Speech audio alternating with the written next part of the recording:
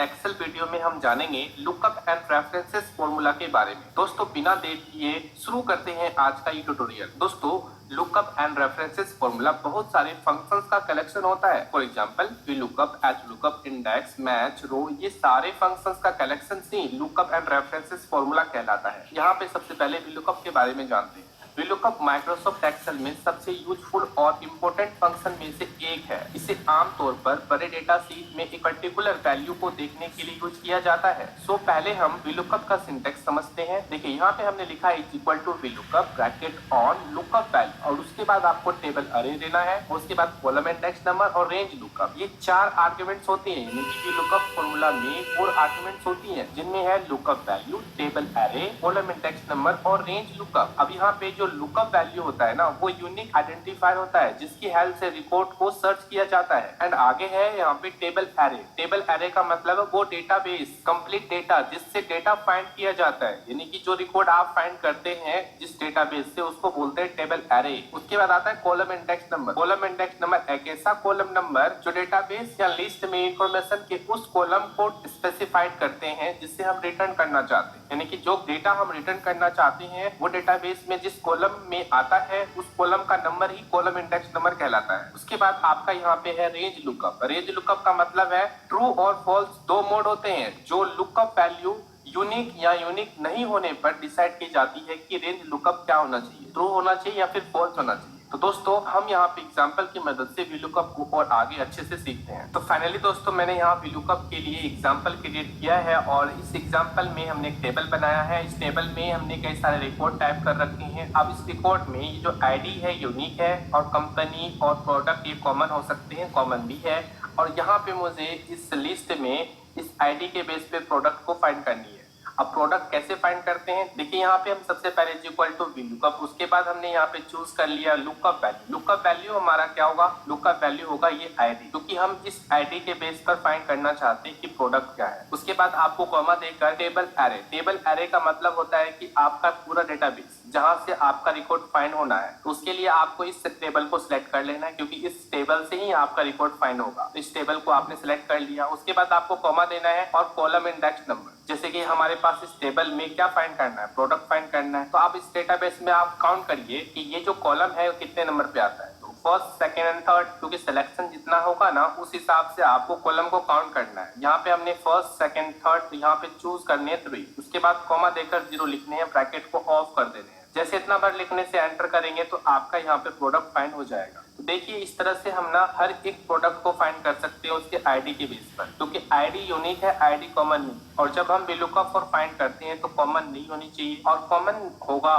तो वो problem create करेगा। उसका भी एक सोल्यूशन है, हम उसको आगे एडवांस में VLOOKUP जब पढ़ेंगे तो उसके लिए हम एग्जाम्पल क्रिएट करेंगे तो आपको बताएंगे जरूर। पर अभी फिलहाल देखिए कि हम इस आईडी के बेस पे प्रोडक्ट कैसे फाइंड कर रहे हैं। अब अगर आप ये जानते हैं कि आप इस फॉर्मूला को नीचे ट्रैक करते हैं, यानी कि कॉपी करते हैं, तो सभी का फाइंड हो जाएगा? जी नहीं, बिल्कुल नहीं फाइंड होगा, क्योंकि ये प्रॉब्लम क्रिएट करेगा। क्योंकि हम देखेंगे जब आप यहाँ पे इस रिकॉर्ड को आप फाइंड कर रहे हैं तो आप देख सकते हैं फॉर्मूला तो बिल्कुल परफेक्ट लगा हुआ है, VLOOKUP bracket on lookup range, पर टेबल एरे गलत है। तो ऐसे केस में हम ना इस फॉर्मूला को ऐसे अप्लाई नहीं करते, बल्कि हम इसको अप्लाई करने के तरीके बदल देते हैं। इज इक्वल टू हमने लिखा VLOOKUP लिखने के बाद आपको यहाँ पे लुकअप वैल्यू टाइप करनी है ये, उसके बाद कॉमा और टेबल एरे। टेबल एरे को सिलेक्ट करके कॉमा देना है। अब देखिए कॉमा देने से पहले ये समझिए कि आपके पास जो टेबल है, इस टेबल को जब आप नीचे ड्रैग करेंगे ना तो ये टेबल का सिलेक्शन बदलता चला जाए। यानी कि अभी सिलेक्शन कहां से कहां तक है, E3 से लेके G9 तक। अब मुझे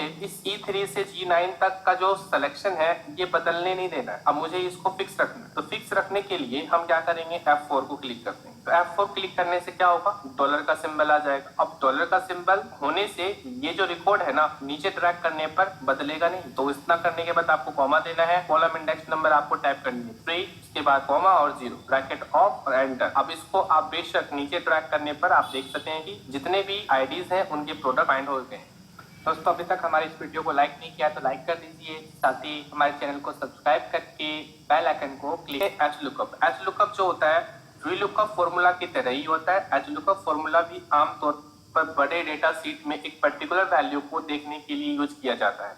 तो यहाँ पे हम सबसे पहले हम देखेंगे ये एक हमारे पास टेबल। अब इस टेबल में हमारे पास आईडी आप देख सकते हैं हॉरिजॉन्टल लिखा हुआ है, कंपनी हमारा जो हॉरिजॉन्टल है, प्रोडक्ट भी हॉरिजॉन्टल है। तो मतलब कई लोग ये जानने की कोशिश करते हैं कि एच लुकअप और वी लुकअप में क्या फर्क है। मैं आपको बता दूं, वी लुकअप जो होता है वर्टिकल रिकॉर्ड के अकॉर्डिंग, यानी कि जो आप देख सकते हैं इस टेबल में, तो वर्टिकल अकॉर्डिंग है हमारा रिकॉर्ड, है कि नहीं। जब हम रिकॉर्ड फाइंड करते हैं तो वर्टिकली फाइंड करते हैं, और जब हम हॉरिजॉन्टल की बात करते हैं तो उसके लिए एच लुकअप का हेल्प लेना पड़ता है। यानी कि आप जब भी रिकॉर्ड हॉरिजॉन्टल वाला रिकॉर्ड आप फाइंड करते हैं तो वहां पे एच लुकअप का हेल्प लेना पड़ेगा, H for horizontal, V for vertical. I hope कि आपको समझ में आ गया होगा। अब मुझे इस रिकॉर्ड को फाइंड करना है, इस आईडी के बेस पे प्रोडक्ट फाइंड करना है, तो उसके लिए हम सबसे पहले एच लुकअप लिखेंगे। क्या लिखेंगे? H lookup. एच लुकअप लिखने के बाद हम लुकअप वैल्यू टाइप करते हैं, यानी कि लुकअप वैल्यू सिलेक्ट कर लेते हैं। उसके बाद आपको यहाँ पे टेबल एरे, यानी कि जो आपका मेन टेबल है जहाँ डेटाबेस आपका रखा हुआ है, अब उसको सिलेक्शन ले लेंगे। जैसे कि मैंने आपको VLOOKUP बताते समय बताया, सिलेक्शन जब आप डेटाबेस का लें तो आप F4 बटन को क्लिक करके फ्रीज कर दें, यानी कि जब आप नीचे ड्रैग करेंगे ना तो ये टेबल का जो रेंज है ना, यानी कि अभी आप देख सकते हैं कि E4 से लेके K6 तक है, तो वो रेंज नहीं बदलेगा। इसीलिए आपको यहाँ पे इस टेबल का सिलेक्शन लेना है। कॉमा देने के बाद आपको यहाँ पे रो इंडेक्स नंबर लेना है। रो इंडेक्स नंबर क्या होगा? तो आपको फाइंड क्या करना है? प्रोडक्ट फाइंड करनी है। तो आप इस टेबल के अंदर प्रोडक्ट कितने नंबर के रो में आता है? फर्स्ट, सेकंड, थर्ड, सिंपल है, थर्ड नंबर के रो में आता है। इसके बाद आपको कॉमा देकर 0 लिखनी है, ब्रैकेट ऑफ करना है और इसके बाद आपको एंटर करना है। तो आप देख सकते हैं कि 101 का जो प्रोडक्ट है वो आपका ऑटोमेटिकली आ चुका है, एंड इसको नीचे हम ड्रैग कर देते हैं। तो आप देख सकते हैं कि सभी प्रोडक्ट आ गए हैं। एंड देन आगे हम देखते हैं मैच फॉर्मूला। मैच फॉर्मूला क्या काम करता है? देखिए, मैच नाम से पता चल रहा है कि मैचिंग करता है, कि जब आप किसी रिकॉर्ड को आप मैच कर रहे हैं तो वहां पे ये बताएगा कि वो कितने नंबर के रो में है, कितने नंबर के कॉलम में है।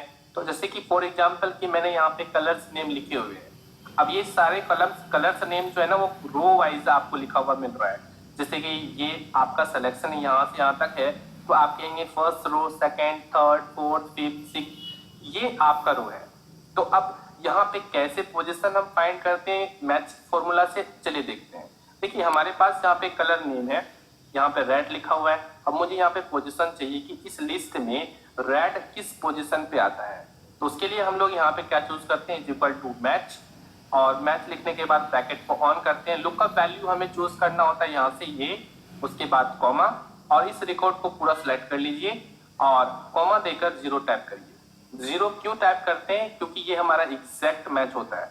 हमने यहाँ पे VLOOKUP में भी लिखा है, मैं आपको आगे जब VLOOKUP और HLOOKUP अलग से बताने वाला हूँ। अभी तो फिलहाल एक इंट्रोडक्शन है कि references, lookup and references formula में जो भी फंक्शंस आते हैं उनका इंट्रोडक्शन मैं आज की इस क्लास में बता रहा हूँ। बट मैं हर एक फंक्शन को अलग अलग करके बहुत सारे एग्जाम्पल क्रिएट करने वाले हैं, तो वहां पे हम जरूर सीखेंगे। अभी फिलहाल आप ये मानिए कि जब हम रेड कलर को फाइंड कर रहे हैं कि रेड कलर का क्या पोजीशन है, तो उसके लिए आपको एग्जैक्ट मैच फाइंड करना है। उसके लिए आपको यहाँ पे ब्रैकेट कॉमा देकर 0 टाइप करनी है, ब्रैकेट ऑफ करनी है। इतना करने के बाद जब आप एंटर करेंगे ना तो आपका पोजीशन बता दिया जाएगा। जैसे कि अगर आपका रेड पोजीशन है तो आपको यहाँ पे इस लिस्ट में काउंट करेगा फर्स्ट, सेकंड एंड थर्ड, इसीलिए आपको यहाँ बता दिया कि ये थर्ड हो गया। एंड अगर आप यहाँ से कलर नेम बदलते हैं, फॉर एग्जांपल कि मैंने दे दिया यहाँ पे ग्रीन, ठीक है, तो आप देखिए यहाँ पे ग्रीन का पोजीशन आपको बता दिया। तो अभी फिलहाल ये क्या बता रहा है? रो का पोजीशन बता रहा है। आगे हम देखते हैं इंडेक्स फंक्शन। इंडेक्स फंक्शन भी पोजीशन का ही काम करता है, बट आप यहाँ पे ये देखेंगे कि पोजीशन के बेस पे रिकॉर्ड को भी फाइंड करता है। अब देखिए, मेरे पास यहाँ पे 2 पोजीशन है। एक हमारा पोजीशन 1 जिसमें आपको रो का पोजीशन बतानी है, सेकेंड पोजीशन आपका कॉलम का पोजीशन बतानी है। सबसे पहले एग्जांपल आप समझिए। देखिए, यहाँ पे मैंने ना एक लॉगिन आईडी बना रखी है जिनमें 2 कॉलम लिखे हुए हैं, ठीक है। 2 कॉलम में रिकॉर्ड ऑलरेडी फिल किए हुए हैं। अब मैं यहाँ पे इस सेल की बात करूं तो आप इतने रेंज में आप इस सेल का पोजीशन बताइए, तो आप क्या कहेंगे? आप कहेंगे कि फर्स्ट कॉलम हो गया और ये पोजीशन हो गया फर्स्ट, सेकंड, थर्ड, यानी कि फर्स्ट कॉलम, थर्ड रो, है कि नहीं?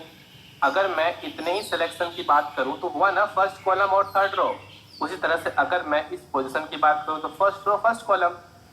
तो आपका सिलेक्शन जहां से होगा वहीं से आपका first row, first column starting हो जाएगा।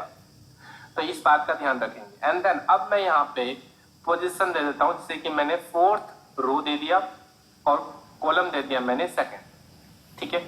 अब मैंने यहाँ पे इक्वल टू लिखा और मुझे इंडेक्स फंक्शन का यूज करना है। अब इंडेक्स फंक्शन इन 2 पोजीशन पे रखे हुए रिकॉर्ड को आसानी से ला सकता है।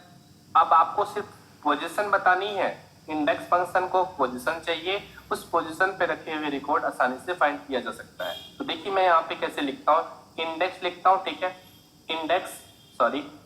इंडेक्स लिखा और उसके बाद हमने यहाँ पे एरे सेलेक्ट कर लिया। एरे का मतलब हुआ कि जो आपका डेटाबेस है, जो टेबल है, उसके बाद आपको यहाँ पे कॉमा टाइप करनी है और यहाँ पे आपसे क्या पूछ रहा है, रो नंबर।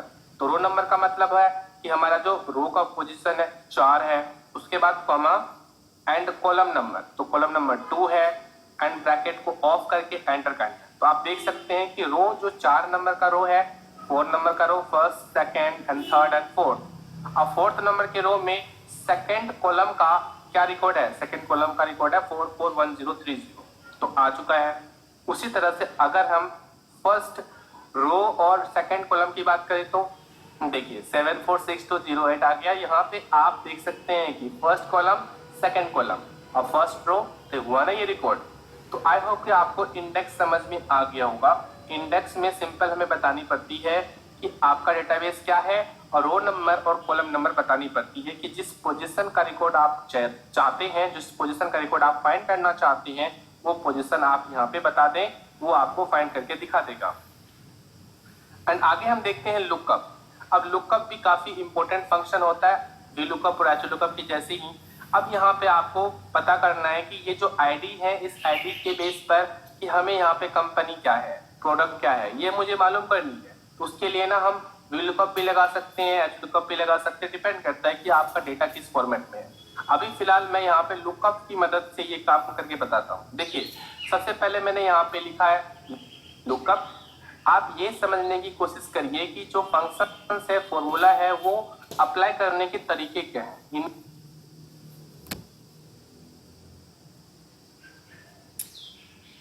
आर्ग्यूमेंट्स होती हैं, वो आर्ग्यूमेंट्स होती क्या है, तो ये चीज आप समझ जाएंगे ना तो आगे चल के आपको बहुत ज्यादा हेल्प होने वाला है, क्योंकि इस तरह के फॉर्मेट आपको यूट्यूब पे कोई भी बताने वाला नहीं है। एक सिर्फ SYT हिंदी के चैनल पे इस तरह के वीडियोज आपको मिल सकते हैं। तो आप अगर समझना चाहते हैं डिटेल्स में तो इस चीज को आप ध्यान रखेंगे एंड हमारे यूट्यूब चैनल को सब्सक्राइब करके रखेंगे, ताकि जब भी इस तरह का नया वीडियो मैं बनाऊं तो आप तक नोटिफिकेशन आ जाएगा, ठीक है। तो यहाँ पे देखिए मैंने लिखा लुकअप। लुकअप लिखने के बाद लुकअप वैल्यू हमें ये चूज करनी है, जैसे कि आईडी हमने यहाँ पे दे रखा है, उसके बाद कॉमा।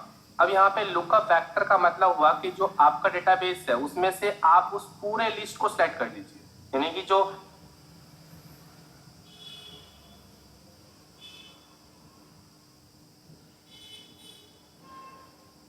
है ना, उस डेटाबेस में जो आईडी आपका लुकअप वैल्यू था, उस लुकअप वैल्यू के पूरे लिस्ट को सिलेक्ट कर लीजिए, ठीक है, ध्यान रखें। उसके बाद आपको इतना करने के बाद कॉमा देना है। फिर आपको यहाँ पे जो चीज फाइंड करना है, क्या फाइंड करना है, आपको कंपनी फाइंड करना है, तो आपको कंपनी का पूरा रेंज देना पड़ेगा जो डेटाबेस में है। ध्यान रखेंगे, जो डेटाबेस में है उस कंपनी के पूरा रिकॉर्ड को सिलेक्ट करना हो। इतना करने के बाद आप सिंपल ब्रैकेट ऑफ करके एंटर कर दीजिए, तो आप देख सकते हैं कि 101 का जो कंपनी है वो ऑटोमेटिकली फाइंड हो गया। उसी तरह से मैं आपको फिर से बताता हूँ प्रोडक्ट कैसे फाइंड करते हैं। इज इक्वल टू टाइप करना है, लुकअप लिखना है, ठीक है। उसके बाद आपको वेक्टर वैल्यू लुकअप वैल्यू आपका चूज करना है, यहाँ पे आईडी, कॉमा देने के बाद आपका लुकअप फैक्टर, यानी कि आपका जो आईडी है डेटाबेस के अंदर उस पूरे लिस्ट को सिलेक्ट कर लीजिए। उसके बाद कॉमा, फिर जो चीज आपको फाइंड करना है डेटाबेस में उस लिस्ट को पूरा सिलेक्ट कर लीजिए। उसके बाद ब्रैकेट को ऑफ करके एंटर कर देना है। तो आप देख सकते हैं कि कंपनी भी फाइंड हो गया, प्रोडक्ट भी फाइंड हो गया। अब अगर हम यहाँ पे आईडी चेंज करें तो क्या हमारा कंपनी और प्रोडक्ट चेंज होगा? जी हाँ, बिल्कुल होगा। आप देख सकते हैं 104 हमने लिखा तो यहाँ पे कंपनी का नाम भी आ चुका है और उनका प्रोडक्ट ऑटोमेटिकली आ गया है। तो ये था हमारा लुकअप फॉर्मूला। एंड देन आगे हम देखते हैं रो कॉलम का यूज कैसे करते हैं। तो देखिए यहाँ पे रो भी एक फंक्शन काफी इंपॉर्टेंट होता है। इसकी मदद से हम लोग कई सारे लिस्ट बनाते हैं। जब आप कोई भी यूनिक डेटा तैयार करते हैं तो वहाँ पे रो एंड कॉलम का काफी इंपॉर्टेंट होता है। तो मैं आपको बताता हूँ इसका यूज कैसे करते हैं। यहाँ पे देखिए सबसे पहले मैंने लिखा is equal to row, bracket को ऑन किया। अब यहाँ पे आपको रेफरेंस बोला जाता है।